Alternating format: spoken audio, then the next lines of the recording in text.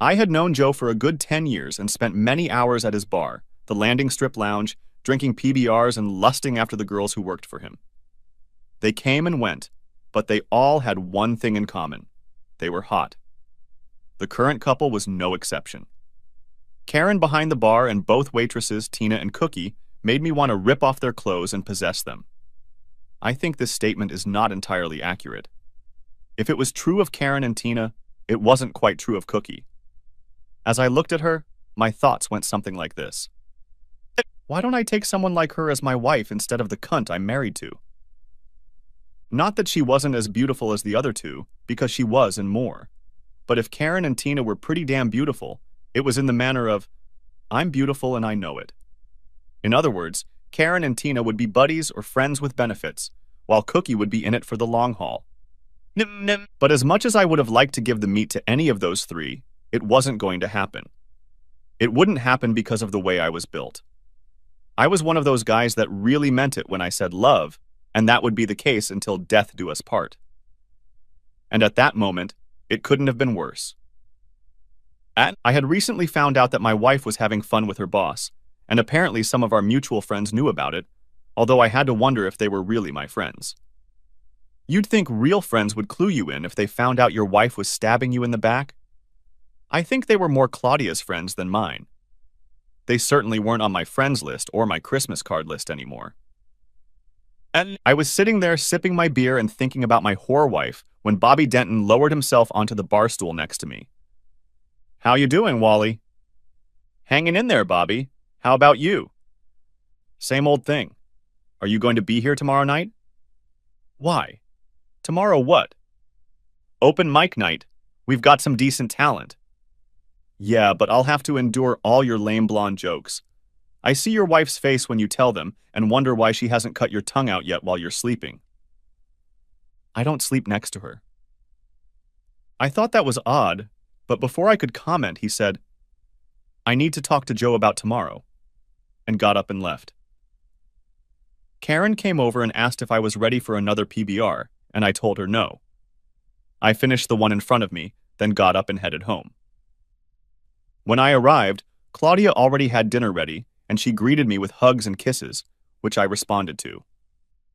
Claudia didn't know that I knew about her secret life with her boss, and I didn't want her to find out until I had all my affairs sorted out. Until I did, I still wanted to live a sex life, so I would have to keep what I knew to myself. When I found out what Claudia was up to, I went to a lawyer and found out the harsh truth about divorce in a no-fault state. In short, I would be totally screwed, and Claudia would walk away smiling. According to the lawyer, the only options were to just walk away without divorcing Claudia or letting her know where I went, or to smile, accept it, and live with it. Deal with it and live with it? Easy to say when it's not happening to you. But in the end, I decided to do just that. Live with it until I could get myself in a financial position where I could leave Claudia on my own terms. My terms were that I didn't give her shit and leave Thomas Billings broke and bleeding. Framing her boss would be the easiest thing in the world. All I had to do was let his wife know what he was up to, and if I got her right, she'd clip him under the knees and kick him to the curb. Sarah Billings was Barton Benton's only child, and he loved her dearly, but he was no fool. When his favorite daughter announced her intention to marry Thomas Billings, whom she had met at a company Christmas party, Benton had insisted on a prenuptial agreement that would prevent Billings from gaining control of Benton Industries if anything happened to Benton. Sarah was his sole heiress, and he wanted to make sure she retained control of the Benton fortune. How do I know all this? Claudia worked at Benton Industries as Billings' secretary and was connected to the gossip network. She would bring the gossip home, and it would become table talk at dinner. When Benton and his wife died in a plane crash, his only heiress Sarah found herself at the mercy of the company. She either didn't think she could handle it or she didn't want to handle it, so Thomas Billings, the purchasing manager, suddenly became president of Benton Industries. Sarah may not have wanted to run the company, but she wasn't a dumbass and kept the title of CEO and chairman of the board so she could keep an eye on things. All I had to do regarding Billings was to slip his wife a dime. Claudia followed Billings into the executive offices, but not as his secretary. She was promoted to personal assistant to the president. This promotion both pleased and displeased me at the same time. The extra money pleased me because we had just bought a new house, new furniture, and appliances. What wasn't happy was that the new job required her to travel around the country with Billings as he negotiated new contracts and such. Claudia was gone for 2 or 3 days 2 or 3 times a month. I wanted my wife to be with me instead of flying all over the country, but she was happy in her new job, so I kept quiet and lived with it. That is, I lived with it until Claudia and I went dancing at the Elks Club. We had a great time drinking, dancing, and socializing with friends. About 2 hours after the party started, I needed to go to the bathroom. I was sitting in one of the stalls minding my own business when Brett and Chuck walked in. I knew it was them because I recognized their voices. When Chuck said, "Claudia looks really good today." "I know, and I'd like to get a piece of her." "I don't know if she can take you." "I thought maybe I could get her by threatening to tell Wally what she does on her trips with the boss." "I wouldn't if I were you. Wally is so fixated on that whore, he won't believe you. He might even kick your ass for talking bad about her." Chuck was right. I didn't believe him. I knew my Claudia. She loved me as much as I loved her. My Claudia would never, and I mean never, cheat on me. When I got out of the stall, I had half a mind to go to those 2 assholes and punch them in the face for what they said about my wife. The other half was saying, "Don't be a fool. You'll only cause a scene and embarrass Claudia." I let reason prevail, went back to the party, and tried to enjoy myself. When the party was over, we went home and got down to it. As we hugged afterwards, I realized that there was no way my wife would cheat on me. Next chapter. It's a funny thing about us humans. We have this thing called human nature, and one of the things human nature makes us do is prove something to ourselves. Somebody says, "You can't do that," and you have to prove that you can. Someone else says, "It's just not possible," and you have to prove that you can. Someone says, "Your wife is cheating on you," and you have to prove that she's not. And the easiest way to prove it? Show up where she is on one of her trips and see for yourself that it's a brazen lie. That's what I did. Billings and Claudia traveled to Houston, and Claudia, as usual, called me to let me know where they were staying. I was on the next flight to Houston. At the front desk, I asked if my wife had checked in, and after showing her ID, I told her she had checked in and was in room 306. I said she was in Houston to meet her cousin and asked if he had checked in. Yes, indeed, Cousin Thomas was staying in room 901. I was already headed for the house phone to call Claudia's room when I happened to glance at the elevators. I saw Claudia and Billings coming out of the elevator, holding hands. They were smiling at each other. They stopped and kissed as the elevator doors closed behind them, then headed for the hotel bar. I'd seen enough to realize what I'd overheard was true, and all I had to do was turn around, go home, and decide what to do. But then human nature intervened. It was telling me, "You need to find out more, Wally." I couldn't just follow them into the bar because they would notice me, so I needed to change my appearance enough to not attract their attention. I went into the hotel gift store. There was a lot of Houston Astro merchandise there, and I bought a baseball cap, a windbreaker, and a canvas bag with the team logo on it, as well as a pair of cheap sunglasses. I picked up a copy of People magazine and then headed to the public restroom. The suit and tie went in the bag. I whipped the lenses out of my horn-rimmed glasses, put on my cap and windbreaker, and headed to the bar. True, the disguise was a little thin and wouldn't stand up to close scrutiny, but I didn't expect Claudia or Billings to be scrutinizing anyone. They certainly hadn't expected to see me in Houston, and judging by the way they held hands and kissed in public, I highly doubted they were thinking about private investigators or detectives. I spotted them when I walked into the bar. They were sitting in a booth, drinks in front of them, and they were making out. I took a table so I could see them, ordered a drink, and then sat at the table, sipping my drink and pretending to read a magazine. They had 2 drinks each, played kissy face for a while, and after about half an hour, they got up and left the bar. They walked past me and didn't even look at me. I waited a minute, and then got up and followed them. I watched them walk hand in hand to the elevator, pressing the call button. They stepped into the elevator, the door closed, and the elevator went up. It didn't stop at the third floor, so Claudia could get off and go to her room. It reached the ninth, stopped for a minute, and then headed down. On the way down, he didn't stop on the third either. I looked up and headed for home. Next chapter. I met with the lawyer, got the bad news, and sprang into action to put an end to my and Claudia's relationship. When I got home from work on Wednesday, I didn't bother to stop by the house. Claudia called me and told me that the Billings had a meeting in Detroit in the morning, so they would fly there from Houston, but she would be home the next day. I walked into the landing strip for a beer or three and to see if Bobby was right when he told me they had some pretty decent talent assembled for the evening. I sat down on a bar stool, ordered my usual PBR, and made myself comfortable.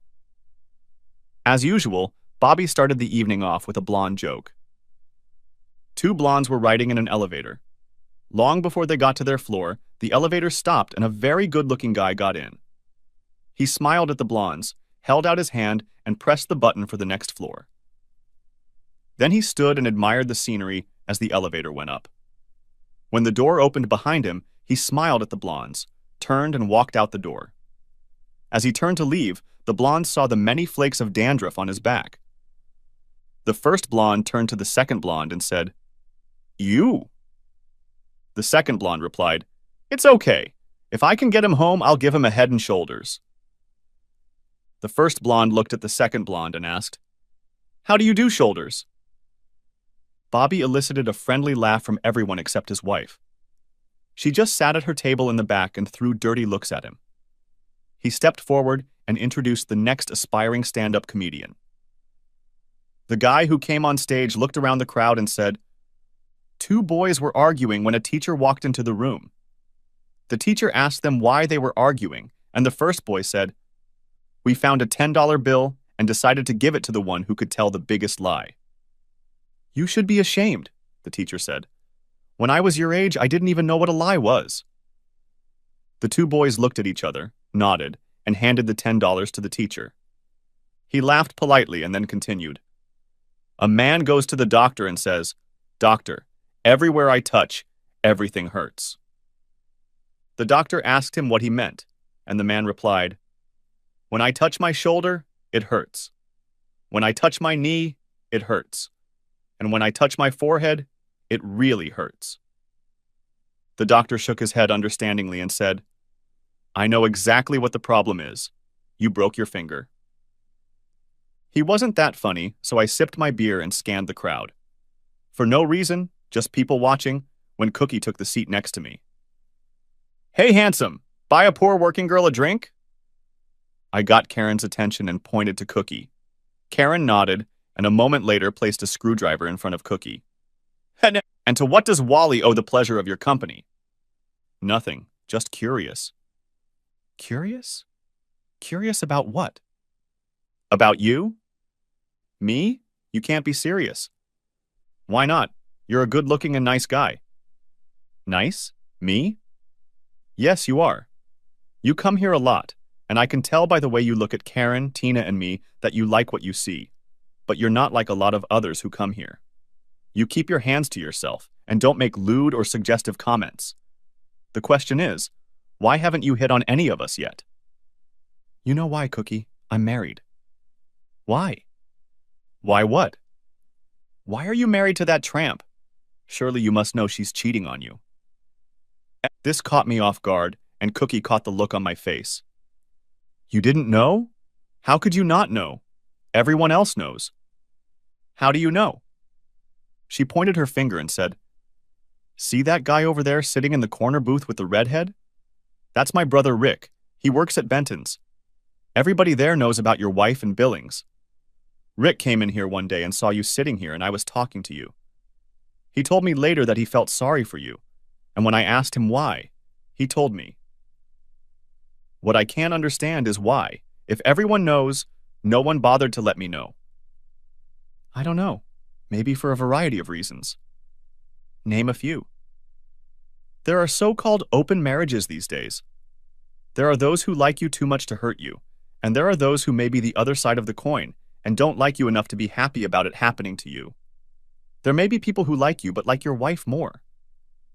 She finished with the screwdriver and said, "Break's over. You need to get your ass back to work." I looked at that ass as she left and wondered if she'd accept a date when I got rid of Claudia. On the bandstand, Bobby said that now it was time for those who wanted to try, and a voice from deep in the audience said, "I'd like to give it a try." Everyone in the audience, including Bobby, was surprised to see his blonde wife Brianna stand up and head toward the stage. Bobby looked stunned as he handed the microphone to his wife. "I know my douchebag husband likes to tell blonde jokes while looking right at me, but did you notice that Bobby is blonde too? Time for a little payback, dear hubby." An Irishman, a Mexican, and a blonde were doing construction work on scaffolding on the 20th floor of a building. They were having lunch and the Irishman said, "Corned beef and cabbage.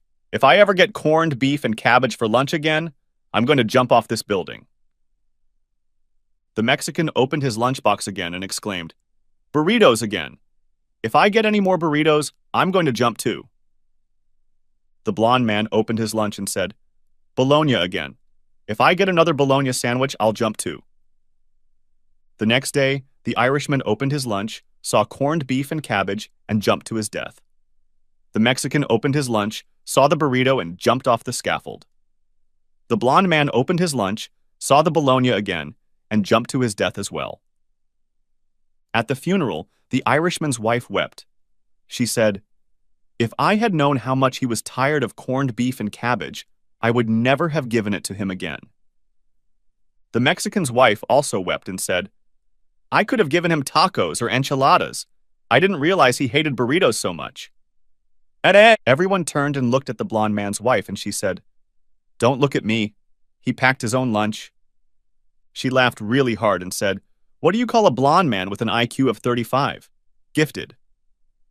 "Why don't blondes eat more M&M candy? They're hard to peel." "Today, what's the difference between a blonde and government bonds? Bonds mature." And last, but by no means least, what do blondes and beer bottles have in common? They're both empty from the neck up. Brianna received a standing ovation from the women in the audience and their male companions who wanted to stay in favor of their ladies.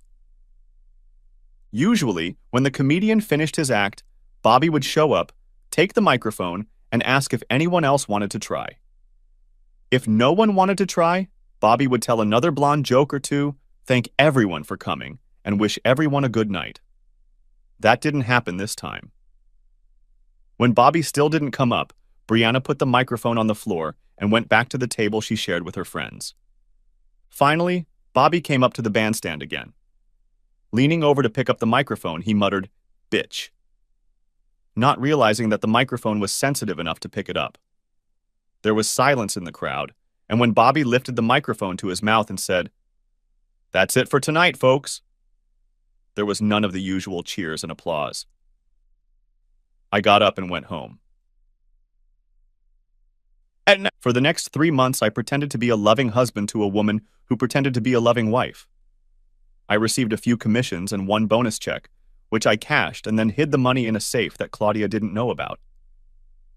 It wasn't a very large sum, about $10,000, and it wasn't enough to feed me after my divorce when I had to give away half of everything I had. And then the gods smiled on me. Like so many other people, I bought lottery tickets, crossed my fingers, and started dreaming. I got lucky and bought the winning Powerball ticket. I had 4 numbers matched, there was a Powerball and a Power Play, so the ticket earned me $40,000 before taxes. In the end, when I cashed it in, it would have brought me about $28,200. It wouldn't make me rich, but it would be enough to start a new life after Claudia. I had 6 months to cash it in, so I needed to get the divorce finalized in time for it to be final before I got the money, or it would end up in the estate that we would split between us. The timing was right. Claudia had just gotten a promotion, and her salary was a little more than mine, so there would be no alimony. I would have to pay court costs, and there was no way around that unless I somehow got Claudia to file, and I didn't see that happening. The biggest problem, it seemed to me, was that Claudia could contest the divorce. In that case, She could drag the case out until the ticket had to be filed, and then it would become just another of our assets to be included in the 50-50 split. I had to find a way to make Claudia not want to fight. For all I knew, she wouldn't want to anyway, but I needed some way to make sure she didn't. The thing about no-fault divorces was that you could file a lawsuit citing infidelity, but it didn't matter.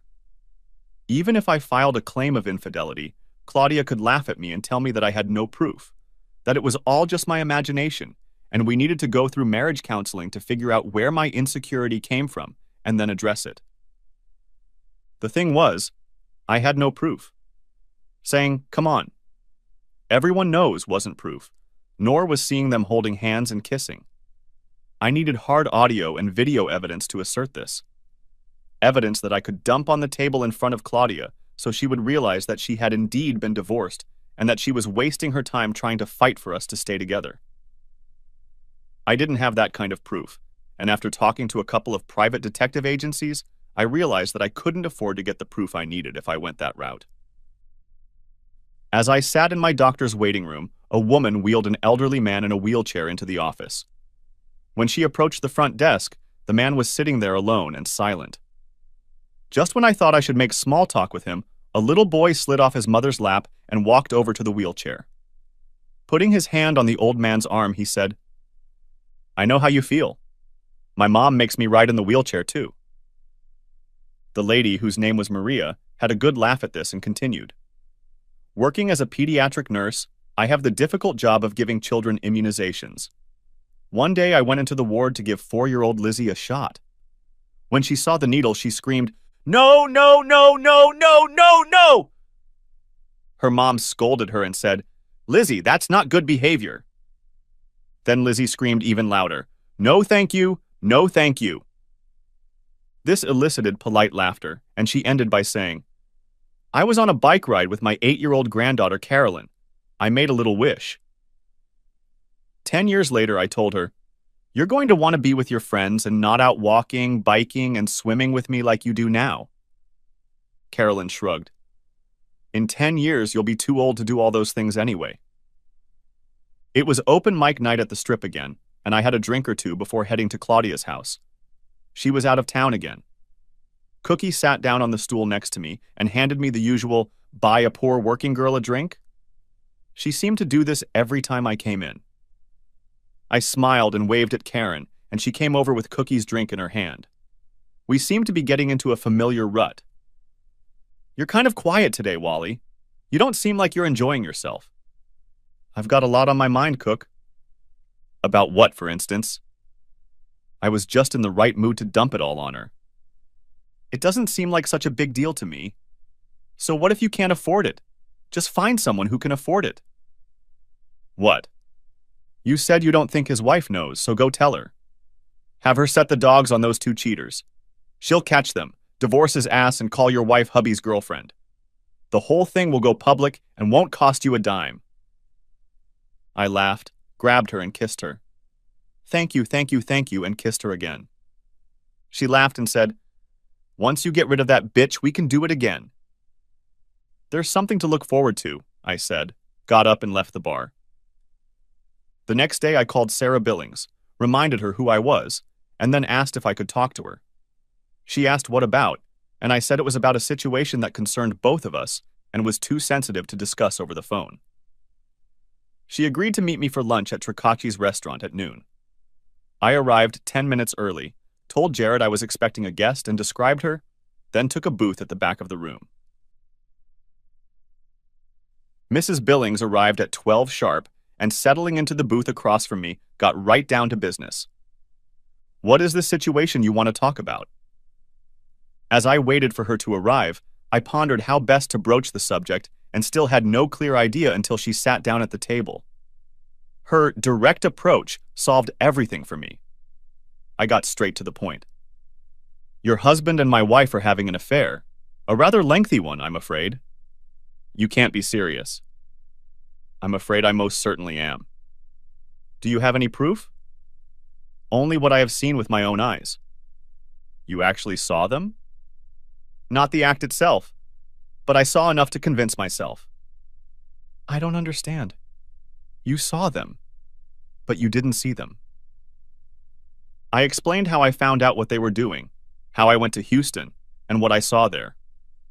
I admit it's not something the court would accept as evidence, but I have no doubt, not the slightest, about what happened after they got off the elevator on the 9th floor. I wouldn't have any doubt either if I'd seen it. What are you going to do? Divorce her as soon as I can. Thank you very much for letting me know that. I have two reasons for telling you what has been going on. The first is that I really thought you should know. And the second? Mostly for selfish reasons. The divorce will go much faster if Claudia doesn't fight it, but I think in the absence of hard evidence she'll contest it. The problem is that I don't have hard evidence. I've considered hiring a private investigator to get me that evidence, but I've come to the conclusion that there's no way I can afford it. But you can. I hope you'll want to get the evidence you need to get rid of this cheating asshole, and then as a token of your appreciation for me figuring you out, share that evidence with me. She gave me a thoughtful look, then said, and then, as revenge, you'll offer to entertain them and then let them know we'll rub their noses in it. At this, I laughed and said, be serious, Mrs. Billings. There's no way you can make anyone believe that a woman like you would get into bed with a guy like me. Not even to get back at her husband. Besides, if we do this and let them know, it'll undermine what I'm trying to accomplish. It'll give Claudia something she can use to countersue, and the divorce will end up dragging on. I want to get rid of this cheating woman as soon as possible. I think it's going to affect me too. Okay, we'll just chalk it up as a what could have been and move on with our lives. We exchanged cell phone numbers and parted ways.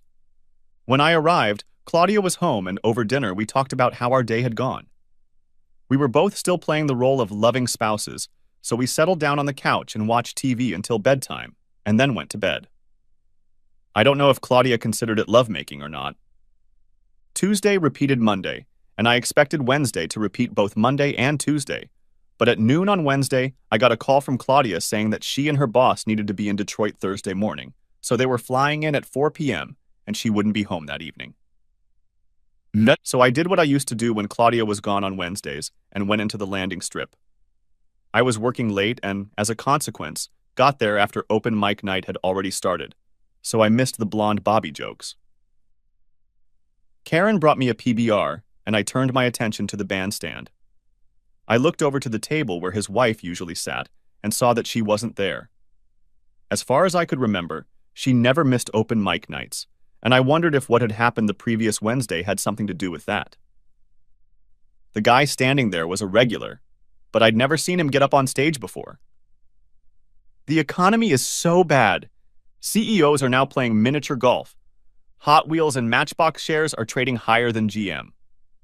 McDonald's is selling a quarter of an ouncer. Parents in Beverly Hills have fired their nannies and are forced to learn their kids' names. A truckload of Americans hit Mexico. Motel 6 leaves no lights on. And finally, the mafia fires the judges. I laughed politely, and then I heard, buy the poor working man a drink, and turned to see Cookie had taken the stool next to me. It went on, and before I could say a word, Karen was already setting the drink in front of Cookie. I was surprised as hell when I grabbed her and kissed her hard. Shit. Why all of a sudden? I took your advice and contacted Sarah Billings. She didn't know her dear hubby was spreading pollen behind her back. I'm sure she's going to make inquiries about him, but I'm not sure she'll share what she finds out with me. It doesn't matter, though. Like you said, when she divorces him, it will become public and I can take advantage of that. And all I'll get for that advice is a kiss? What would you want instead? Ask me again when your divorce is final. I looked at her for a long moment, then said, count on it. She smiled, finished her drink, and went back to work. When I got home from work on Thursday, Claudia was home and dinner was almost ready. When I walked in, she asked, dinner first or dessert? Dinner first. If I start with dessert, we may never get to dinner, and it would be a shame to throw it away. I remember how you always pick dessert first. And I remember when you weren't a cheating whore, I thought, as my mouth said, I was much younger then, and didn't realize I needed food to keep my strength and stamina up. After dinner, we settled down on the couch and watched TV before heading to bed.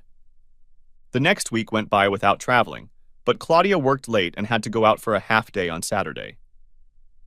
Sarah Billings called me on Tuesday and asked me to meet her for lunch at Tricacci's.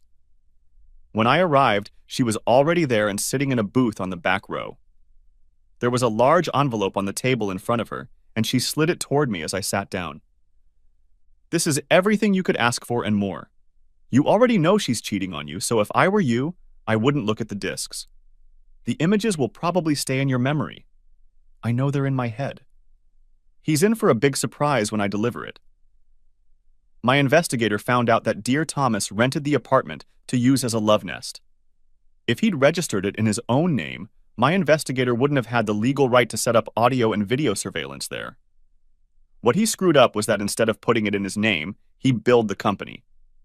Since he billed the company and I am an employee of the company, I could authorize it, which I did. Let me guess. Tuesday and Thursday when Claudia told me she had to work late, and Saturday when she told me she had to go to work half a day. You guessed it, and Monday, Wednesday, and Friday are long lunches. I'm surprised they didn't do anything on Sunday to make the week perfect. It was our wedding anniversary on Sunday, and he couldn't get away. Now that you have proof, what are you going to do? I'm going to hire a lawyer and file for divorce. Use mine. He's already prepared all the paperwork. I plan on hubby getting a subpoena at work just before I demote him to the position he held before I married him. If we do it right, we can file at the same time.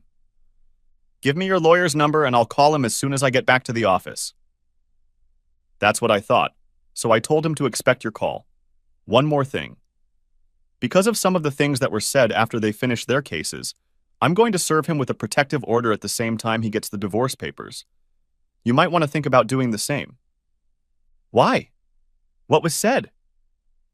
They talked about how it would be so much easier for them if you and I were no longer together. Tom said that if I died, the prenup would be null and void, and he would be out.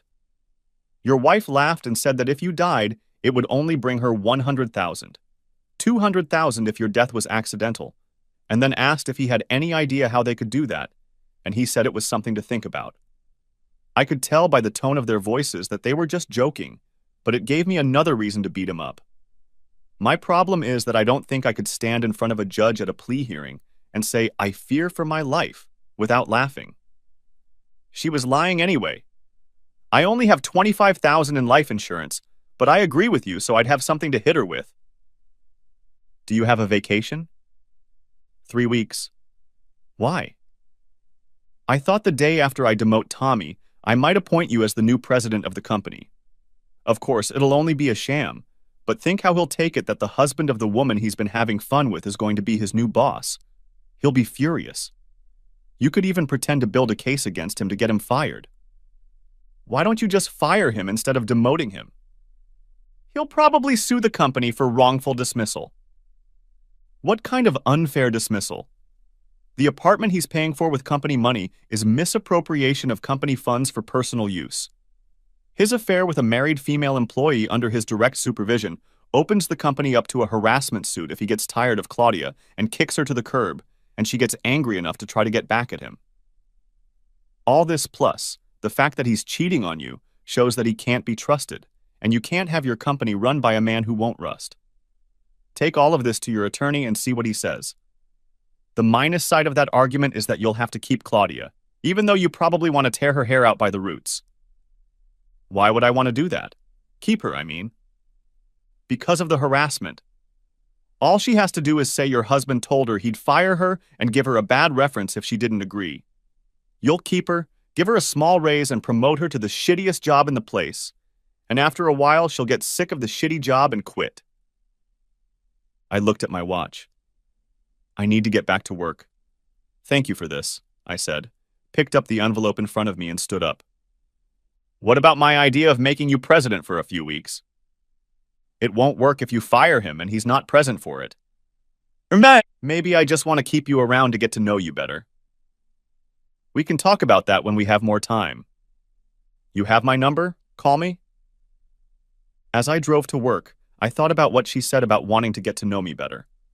I would call her, but only to discuss the divorce and the timing of when our estranged spouses would be suing. How do you get to know each other? No. She was steak, lobster, and champagne, and I was Diet Coke, burger, and fries. It just wouldn't work. Back at the office, I called the lawyer whose number she had given me and found that he was fully expecting my call. We talked, and he told me that all the paperwork was ready, and he would just need to copy it and put my details where Sarah's were. He gave me a price, and I gave him my credit card number. He said the papers would be ready to sign the next day, and I arranged to meet him at 4 o'clock to sign the papers. When I went to bed, Claudia kissed me and murmured, "I love you," and fell asleep. I lay staring at the ceiling and wondered if she really meant it, and if she did, why she was cheating on me.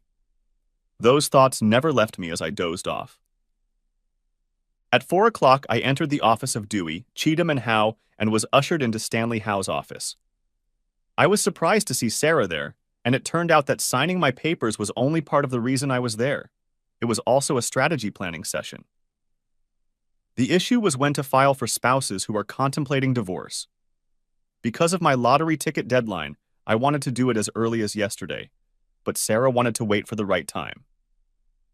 In her opinion, the right time was when the couple was on one of their trips. She imagined them stepping hand in hand out of the elevator at the hotel where they were staying.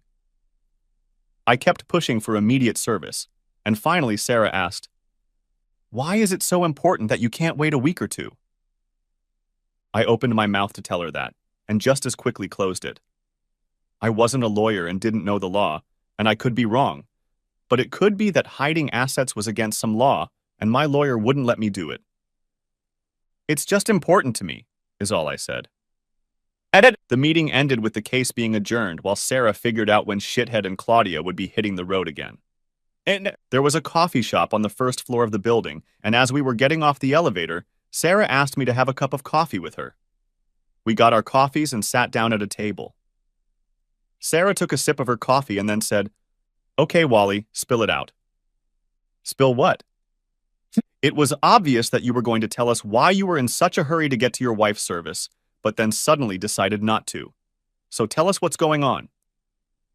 I told her about the ticket, the ransom date, and why I had suddenly decided not to report it to Howe. She laughed and said, "No problem, Wally. Just give me the ticket. I'll buy it from you and cash it." "I can't do that." "Why not? Think about why you approached me in the first place. You couldn't afford to hire a private investigator, and I can.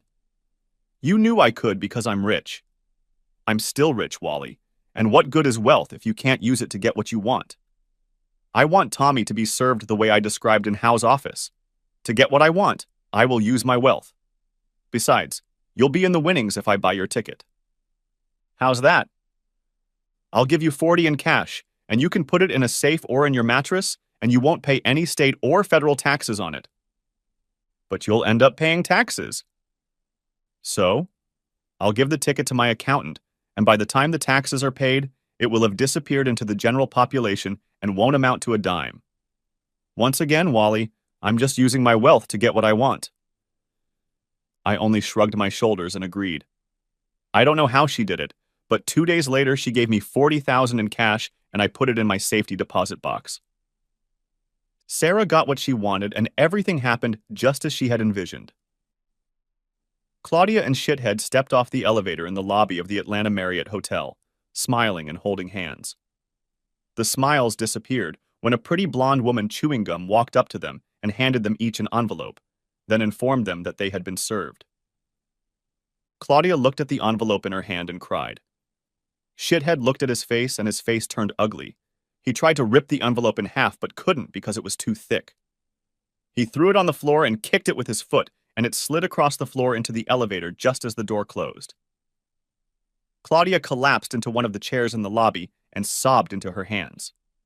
Shithead looked at her in disgust and left for the bar. After a few minutes, Claudia pulled her cell phone out of her purse and spent the next 10 minutes trying to call. When there was no answer, she finally gave up, threw the phone on the floor, and started crying again.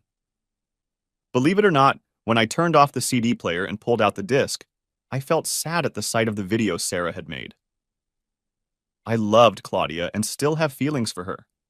Seeing her suffer made me sad. But my feelings for her weren't strong enough to survive what she was doing to that bastard. I remembered that morning when she'd been served, remembered all the calls she'd made that I'd ignored. I wondered what she could say that would make a difference. When she got home, she found that I had changed the locks and couldn't get in. I let her ring the doorbell and banged on it for 15 minutes before I opened the door. Said, "You didn't read all the papers in the envelope you were handed? Have you not read the order of protection that requires you to stay at least 500 feet away from me, my home, my place of employment, and any other place I may be? Leave now before I call the police and they come and arrest you." "You can't do that to me, Wally. This is my house, too."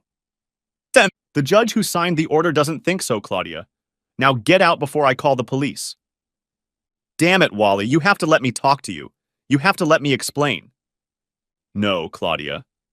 That incident with the cotton you gave me said it all." And I slammed the door in her face. Of course, that was a lie. She hadn't given me the social disease, but she didn't know that. And I hoped the thought that she had would torment her until she took the test herself. 5 minutes later, she was still banging on the door, and I called the police. A car arrived with 2 officers. I showed them my ID, and they told Claudia she had to leave. She tried to argue with them until they finally told her to leave and stay away or they would arrest her. She threw a disapproving look at the house and then left. I waited 2 days and then called her and told her I would meet her at Barney's Tavern and let her talk. We met and I got the crap I expected. She did it for us. She did it because the money would help pay off our debts, and once that was done, she planned to leave. She only loved me, and with Billings it was just sex, and it wasn't great. I was much better than that. We were able to get through it because we loved each other. Just give her a chance. I listened to her and then gave my opinion. Just sign the papers and send them to Claudia. You sign, and all the videos of you and that bastard doing business will never get to family and friends. You'll never have your own internet site, and they'll never show up on any of the thousands of amateur sites I could send copies to. Just subscribe and let it be Claudia. After watching the video of you and your lover, those scenes are imprinted in my mind and they will never go away as long as you're around to remind me. It's over between us, Claudia. Accept that and move on with your life. Damn it, Wally, I don't want a divorce. I love you.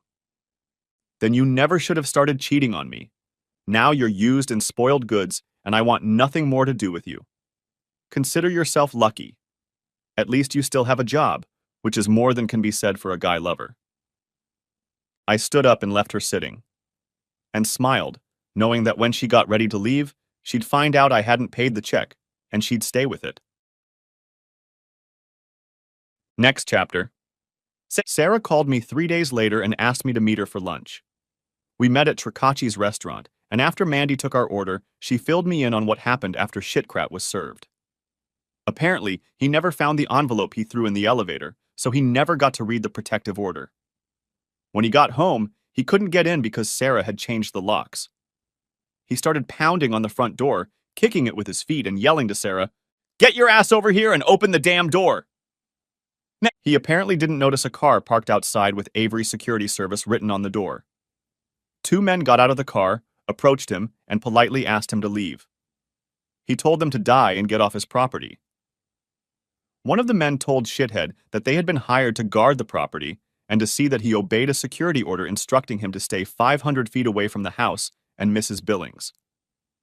Shithead again berated them and again told them to get off his property, and when they didn't move from the spot, shoved one of them.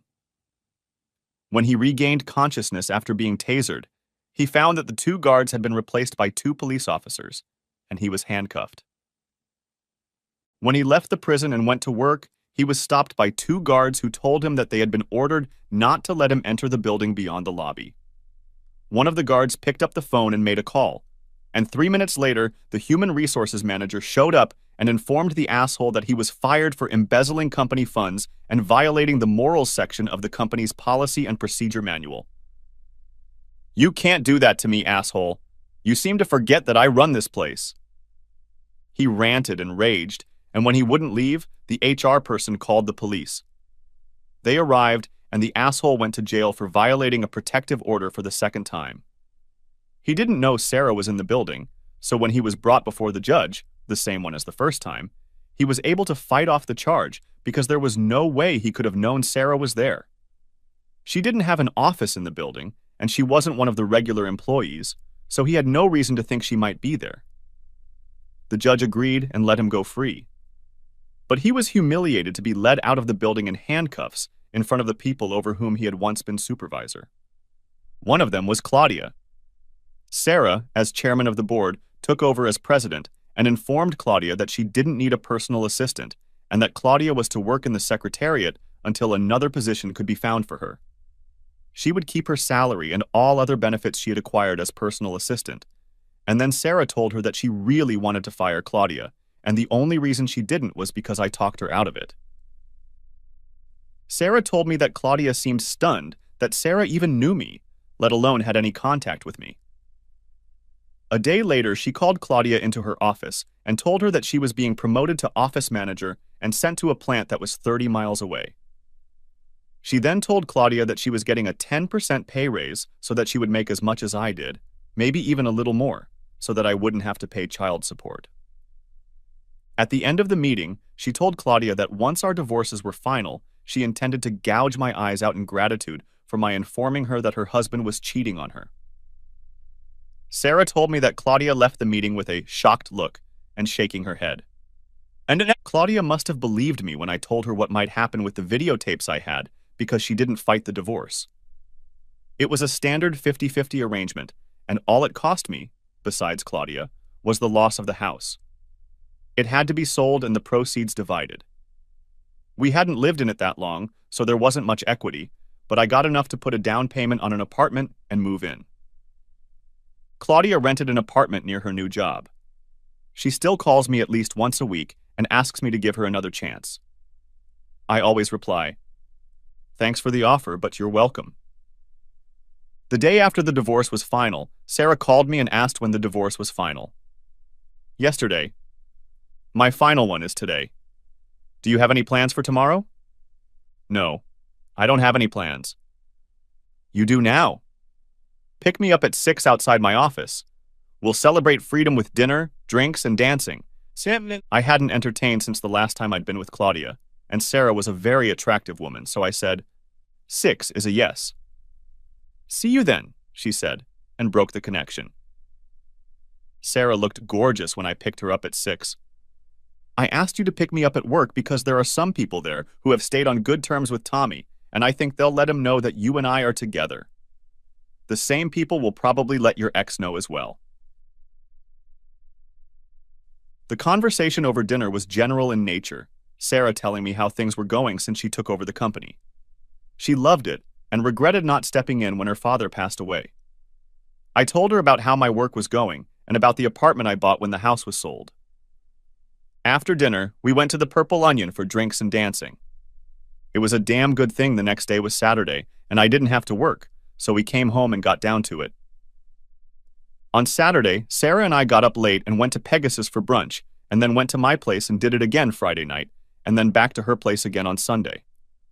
I couldn't spend Sunday night at Sarah's because I had to go home and get the clothes I had to wear to work. It also didn't hurt that I was able to get some rest. Next chapter. For the next 2 months, Sarah and I saw each other 2 or 3 times a week and on weekends. Then, on a Friday night when we were spending the weekend at my house, she told me that this weekend would be our last. I've loved every minute we've spent together, but I don't love you. And to be honest, you don't love me either. We're good friends with great benefits, but that's all there is and will be. I really wish it could go on, but something has happened that makes it impossible. Is it something I did? I guess in a way you could say yes. Would you care to explain it to me? You divorced your wife, so yes, we can say it's something you did. That's clear as mud. Turns out your ex is an above-average office manager, and my office manager at corporate headquarters filed a notice. Her husband has been transferred to his company's Los Angeles office.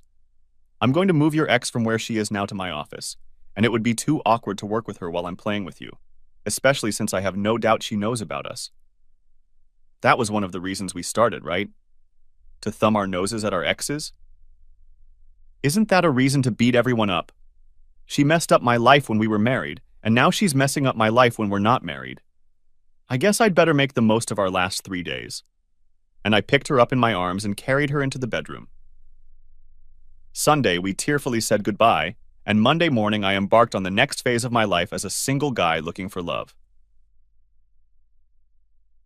Next chapter. I spent most of Monday and Tuesday in a mild despondency over the loss of Sarah, but by Wednesday I was in a decent mood. Because of all the evenings spent with Sarah, I hadn't been to Landing Strip in a month and a half. No sooner had I put my ass down on the bar stool than Karen showed up with my PBR and sat down on the bar in front of me. "Welcome back, stranger." "Good to be back, lady. Would I be lucky enough to get you to agree to go out with me tonight?" "You know I don't date clients. So go on a date with me and I'll stop coming here." "What? And lose the tips you leave? No way, Wally, no way. But play your cards right, and there's a young lady here who might see her way clear to give you a chance." And she removed herself to take care of another customer. I had already half finished my beer when Bobby took the seat next to me. "Where have you been, Wally? Was the talent so bad that it chased you away?" "Not at all. Just had better things to do." "I can understand that. I saw you with more important things to do at the Alhambra a week or so ago. It's good to see you again." He got up to have a word with the other attendees and then went up to the stage, welcomed everyone to another open mic night, and began with the expected blonde joke. A blonde woman buys a thermos. She brings it to work to show her friends. One of her friends, also blonde, asks, "What does it do?" The first blonde replies, "It keeps warm things warm and cold things cold." The friend asks, "What do you have in it right now?" "A cup of coffee and 2 ice creams." Then the first aspiring comedian was brought out. He turned out to be the guy from the day shift counter at the Mavericks where I filled up in the mornings. My mom lives in Newark, and I haven't seen her in a couple years, but we talk on the phone at least once a week. Yesterday we talked, and as I hung up the phone, I thought about my mom and came up with 10 reasons I owe my mom. My mom taught me the value of a job well done. If you're going to kill each other, do it outside. I just finished cleaning. Mom taught me religion. You better pray it comes out of the carpet. My mom taught me time travel. If you don't straighten up, I'll send you to the middle of next week. My mom taught me logic. Because I said so, that's why. My mom taught me foresight. Make sure you wear clean underwear in case you have an accident. Mom taught me irony. Keep crying and I'll give you an excuse to cry. Mom taught me the science of osmosis. Shut your mouth and eat your dinner. Mommy taught me acrobatics. Look at that dirt on your neck. Mom taught me stamina. You're going to sit there until all that spinach is gone. But most of all, Mom taught me patience. Just wait until your dad gets home. I had to laugh at that because I remembered hearing most of those words from my mom myself, and judging by the laughter, it must have struck a chord with everyone in the crowd as well. In the middle of the performance, someone sat down on the stool next to me, and I heard the familiar, "Buy the poor working girl a drink?" As usual, the words were no sooner out of her mouth than Karen was already placing a drink on the bar in front of her. "Remember what I said about Wally's cards," she said to me before leaving to take care of another customer. "What did she mean?" Cookie asked. "I think she meant that since I'm divorced, I should ask you out." "Well? What? Are you going to do that?" "What are my chances of you saying yes?" "I don't know until you ask." "Would you like to have dinner with me on your next night off?" "No." "I guess that answers my question about the odds." "No, it doesn't." "You're losing me, girl. I'm getting some mixed messages." "No, I can't have dinner with you on my next day off, but I'm free the second day." "And when will that be?" "Tuesday." "Okay, let me try again. Would you like to have dinner with me next Tuesday?" "Yes, I would." She picked up a bar napkin, wrote on it, and held it out to me. Give me a call so we can set it up. I gotta go. And she got up and went back to work. Since I had just finished my third mug of beer, I decided it was time for me to go. I was at Cookie's door at 6 on Tuesday, and as I pressed the doorbell, I pondered where the next chapter of my life would take me. The end. Thanks for watching. I hope you enjoyed it. So subscribe to my channel and watch the next video.